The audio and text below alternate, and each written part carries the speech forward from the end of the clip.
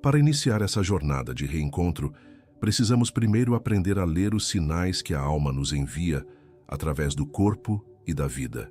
São mensagens silenciosas, mas constantes, que revelam a presença dessa dor escondida. O primeiro sinal é um bloqueio sutil na sua capacidade de sentir alegria.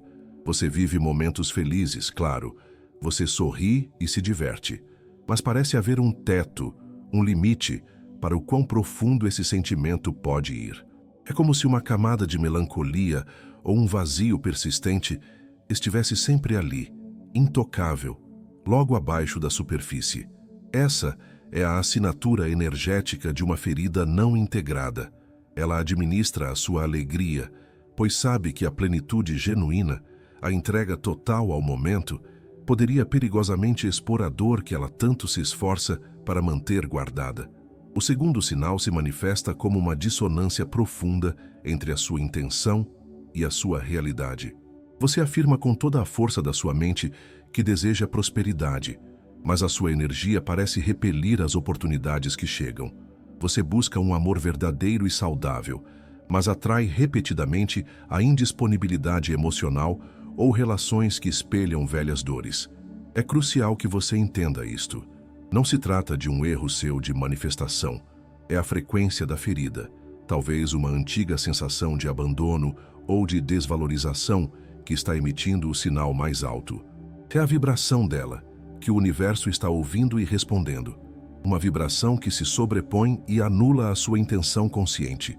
E chegamos ao terceiro sinal, talvez o mais traiçoeiro de todos, que é o hábito de confundir resignação com aceitação. A verdadeira aceitação é um ato de poder, um ato de presença que te liberta. A resignação, por outro lado, é o cansaço da alma, o suspiro de quem desistiu de lutar e se conformou com a dor. Muitos de nós acreditamos que aceitamos nossas dificuldades, quando, na verdade, apenas nos anestesiamos. Nós nos acostumamos com a pedra no sapato a ponto de não sentir mais o incômodo. Esta anestesia emocional é um dos mecanismos mais eficazes que a ferida usa para garantir a sua própria sobrevivência silenciosa dentro de nós. Agora, eu te convido a um instante de quietude. Se você se sentir confortável, feche suavemente os seus olhos. Pense em uma área da sua vida que se sente frustrante ou bloqueada. E sem julgamento, apenas escaneie o seu corpo. Onde a tensão aparece, onde o aperto se instala, onde o vazio se manifesta fisicamente. Talvez seja um nó na garganta, um peso no peito ou uma contração no estômago. Perceba, apenas perceba. Esse ponto de desconforto no seu corpo, essa é a morada física da sua ferida. É ali que ela vive. Para que você possa visualizar isso com mais clareza, imagine a metáfora da raiz fantasma. Pense em uma árvore antiga que foi cortada há muitos anos. Na superfície do terreno, você não vê nada além do vazio. Mas, por baixo da terra, o sistema de raízes dela continua vivo, ativo, faminto. Essas raízes invisíveis continuam roubando os nutrientes do solo, impedindo que novas sementes, plantadas com tanto amor e esperança, consigam germinar ao redor. Você olha para a sua vida e só vê a ausência da árvore, sem perceber a intensa atividade subterrânea que sabota silenciosamente todo o terreno fértil que te pertence. Mas como essa raiz invisível, essa ferida antiga, exerce tanto poder sobre nós? A resposta não está na nossa falta de força de vontade, mas na forma como o nosso próprio cérebro foi programado para nos proteger a todo custo. Quando uma ferida de desvalorização está ativa em nosso sistema, por exemplo, nosso cérebro pode se viciar em buscar validação do lado de fora. Cada elogio, cada aprovação gera um pico de bem-estar químico, que é sempre seguido por um vale profundo de vazio e abstinência. A autossabotagem, então, surge como um mecanismo desesperado para nos proteger dessa montanha-russa dolorosa, nos mantendo em situações que, embora desconfortáveis, são familiares e quimicamente previsíveis para nosso cérebro. Este ciclo é reforçado por um processo neurológico chamado de viés de confirmação emocional. É importante que você compreenda isto. Seu cérebro não busca o que é bom para você. Ele busca incansavelmente aquilo que confirma as suas crenças mais profundas e antigas. Se a crença raiz, instalada pela ferida lá na infância, é a de que eu não sou bom o suficiente, seu sistema de atenção irá funcionar como um filtro poderoso. Ele irá vasculhar a realidade e destacar cada pequena evidência que prove que essa crença é verdadeira, enquanto ignora ou descarta todas as provas do contrário. Sua vida se torna, então, o espelho perfeito da sua dor. É por isso que a procrastinação, muitas vezes, não tem nada a ver com preguiça. Ela é, na verdade, uma das mais sofisticadas estratégias de proteção da sua ferida. Adiar uma tarefa importante, um projeto que poderia te levar ao sucesso, é um mecanismo inconsciente para evitar a exposição e a vulnerabilidade. Para a ferida, o sucesso significa um novo nível de visibilidade, e visibilidade significa um novo nível de perigo de ser julgado, de ser rejeitado, de ser ferido novamente. Então, o cérebro adia. Ele te protege do sucesso para te proteger da dor que ele acredita que virá junto. Podemos começar a desfazer esse nó neurológico com uma prática de atenção plena. Quando você sentir o impulso da autossabotagem chegando, o desejo de adiar, de fugir, de se diminuir, pare por um instante, respire fundo e apenas nomeie a emoção que está por baixo, como um sussurro para si mesmo. Isto é medo de ser visto, ou isto é vergonha de não ser perfeito. A ciência nos mostra que este simples ato de nomear a emoção diminui a atividade da amígdala, o centro do alarme no cérebro, e devolve a você o poder da escolha consciente, tirando-o do piloto automático da reação. Pense no seu cérebro ao proteger a ferida, como um guarda-costas leal, mas completamente desatualizado. Ele foi contratado quando você era uma criança e nunca mais recebeu novas instruções. Ele ainda te defende dos perigos que existiam há 20, 30, 40 anos. Ele continua usando as mesmas táticas antigas e brutas de proteção que hoje, na sua vida adulta, em vez de te manter seguro, acabam te limitando, te isolando e te impedindo de viver a expansão que a sua alma tanto deseja. E aqui, com essa nova compreensão sobre os mecanismos de defesa da mente, chegamos a um terreno ainda mais delicado. Um desvio sutil no caminho. Uma armadilha que muitos de nós, que já buscamos a espiritualidade com o coração sincero, podemos cair sem perceber. É o que chamamos de bypass espiritual, a tendência de usar conceitos espirituais elevados para evitar o trabalho emocional que é, por natureza, terreno, confuso e, muitas vezes, doloroso. É quando repetimos para nós mesmos que somos todos um, para não ter que lidar com a raiva legítima que sentimos de alguém, ou quando afirmamos que tudo é uma ilusão para não encarar a dor real e devastadora de uma perda. Isso acontece porque muitos de nós carregamos um mito sobre o que significa curar. Acreditamos que a cura é a eliminação da dor, a amputação do sofrimento. Mas a verdadeira cura não é sobre se tornar um ser humano blindado e inabalável. A cura verdadeira é sobre a integração. É sobre expandir a nossa capacidade de sentir a dor sem que ela nos sequestre. O objetivo não é se tornar um super-humano que não sente, mas sim um ser humano completo, com um coração tão vasto que é capaz de abrigar a dor e a alegria, a perda e o ganho, simultaneamente. É por essa razão que a maioria de nós falha quando tenta, apenas com a força da mente, soltar o controle. Tentar soltar a partir de um comando mental é um paradoxo, é um ato de controle disfarçado de rendição. A mente que quer soltar é a mesma mente que está apegada. O verdadeiro soltar não é uma decisão racional, é uma consequência corporal. É o suspiro profundo que acontece no corpo quando o nosso sistema nervoso, depois de muito tempo em alerta, finalmente se sente seguro o suficiente para baixar as armas e descansar. Então, em vez de tentar liberar a dor, eu te convido a experimentar o oposto.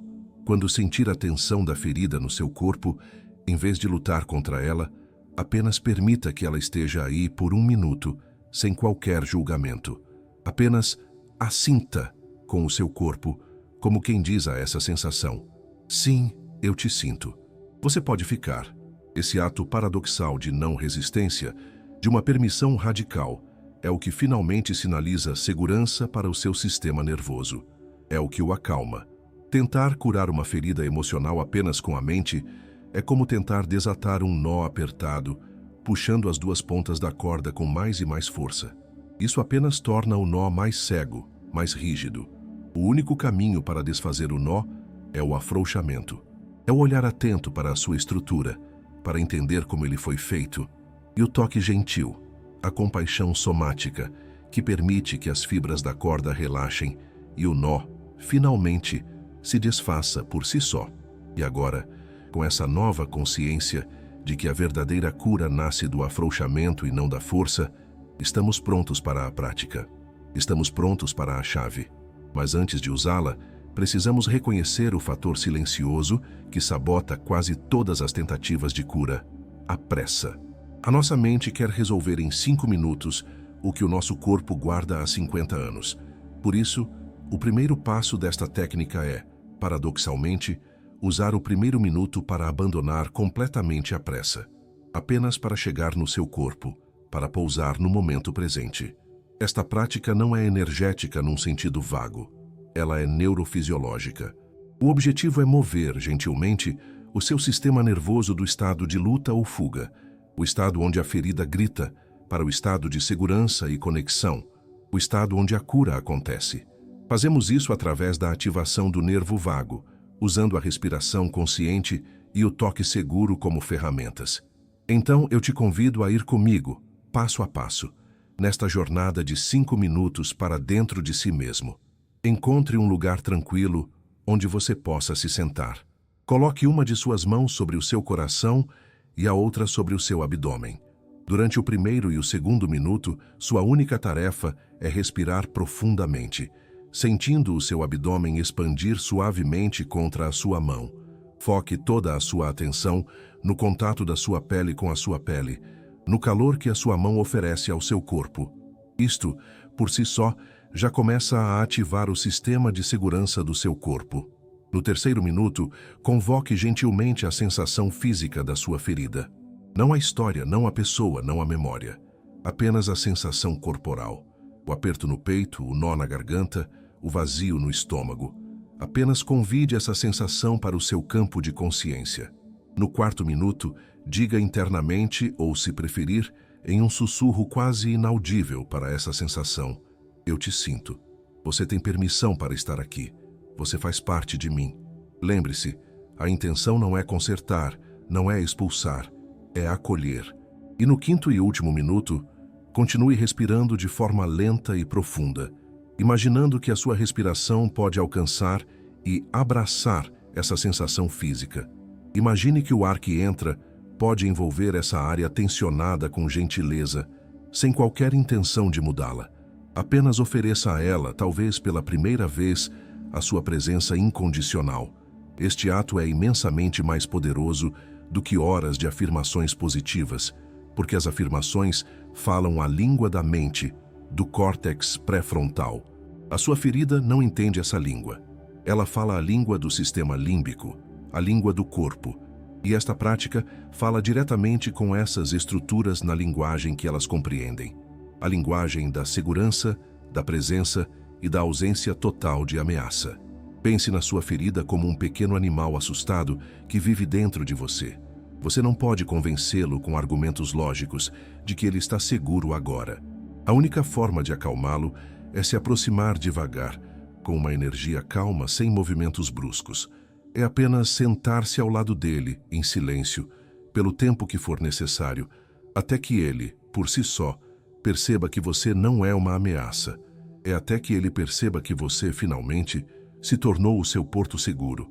E quando você faz isso, quando você se senta ao lado da sua própria dor e oferece a ela, finalmente, a sua presença incondicional, algo milagroso começa a acontecer. A alquimia da cicatriz se inicia. Você começa a perceber que a área da sua vida, onde a ferida mais se manifesta, onde a dor é mais profunda, é exatamente aquela que, uma vez integrada, se tornará a sua maior fonte de poder, sabedoria e compaixão.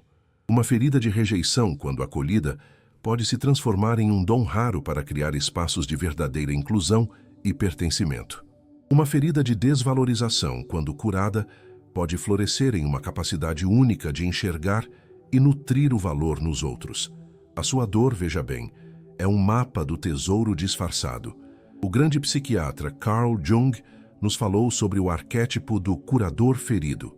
É a ideia profunda de que apenas aquele que já esteve na escuridão da própria ferida pode verdadeiramente guiar outros para fora do escuro. Sua dor, sua luta, seus desafios, eles não são um erro cósmico ou um castigo. Eles são o seu treinamento. São a matéria-prima da sua sabedoria, a forja onde a sua alma está sendo preparada para o seu propósito maior. Você não está sendo quebrado, você está sendo preparado. Com isso, a nossa expectativa sobre a cura precisa mudar. O objetivo não é viver uma vida sem cicatrizes como uma página em branco. Uma cicatriz não é um sinal de que algo está quebrado. É um sinal de que algo foi curado, de que a vida venceu. A nossa meta, então, é transformar essa cicatriz. Deixar que ela deixe de ser um ponto de dor e retração e se torne um emblema de resiliência, de profundidade e de uma beleza que só pode nascer de quem atravessou o fogo. Quando você começa a dialogar com a sua ferida, em vez de fugir dela, a pergunta fundamental da sua vida muda. Ela deixa de ser "por que eu?"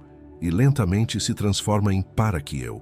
Você para de se enxergar como uma vítima passiva do seu passado e começa a se ver como um alquimista, um artista da alma, capaz de pegar a matéria-prima da dor e transmutá-la em propósito, em serviço, em amor. Pense na analogia da pérola. A pérola, uma das joias mais belas da natureza, é o resultado de uma ostra que transformou um grão de areia, um invasor, um irritante, uma ferida, em algo precioso. A ostra não expulsa o grão de areia. Ela o envolve pacientemente em camadas e mais camadas de cuidado e matéria brilhante, até que aquilo que era dor se torne beleza. Sua ferida mais profunda é o seu grão de areia, e a sua presença compassiva é a matéria preciosa que pode transformá-la na sua joia mais rara. E assim, compreendemos que esta técnica de 5 minutos não é uma solução mágica, mas sim uma porta. É o início de uma nova forma de se relacionar consigo mesmo, uma relação que se baseia na coragem de sentir em vez da necessidade de consertar. A verdadeira cura não reside na técnica em si, mas na constância com que você escolhe cultivar essa nova atitude de presença compassiva no seu dia a dia. Retomamos então a visão profunda de Cláudio Naranjo sobre a cura como um processo de descaracterização. Não se trata de adicionar algo novo a você, mas de remover camada por camada o que não é você. É sobre soltar a casca da personalidade que foi construída ao redor da dor para que a sua luz natural, a sua verdadeira essência, possa finalmente brilhar. Cada vez que você acolhe a sua ferida com essa presença, você dissolve um pouco mais dessa casca protetora. Este é o começo de uma prática que o mestre Jack Kornfield chama de atenção plena compassiva. Ele nos ensina que o sofrimento na vida é inevitável, mas o sofrimento sobre o sofrimento é opcional. A prática que compartilhamos hoje é a ferramenta para que você pare de criar esse segundo nível de sofrimento, para que você encerre a guerra contra si mesmo. É o caminho para aprender a cuidar do seu jardim interior, com suas flores e também com suas ervas daninhas, com um coração sábio e gentil. A maior liberdade que podemos alcançar não é a de nunca mais sentir dor. A verdadeira liberdade é saber que quando a dor vier, você tem a capacidade de segurá-la em suas mãos, de respirar com ela e de reconhecê-la não como uma inimiga, mas como uma parte de você que por toda a sua vida apenas ansiou por amor. Essa é a verdadeira maestria emocional e espiritual. Gostaríamos de saber se sentir em seu coração. Qual insight deste encontro mais tocou sua alma hoje e como ele ressoa com a sua frequência? Deixe seu comentário e ajude a construir este porto seguro para outros viajantes da alma. Se inscreva e ative o sino para mais jornadas de autoconhecimento profundo. Até a próxima jornada, onde a ciência encontra a alma. E lembre-se, a paz que você busca reside na coerência vibracional de ser quem você realmente é.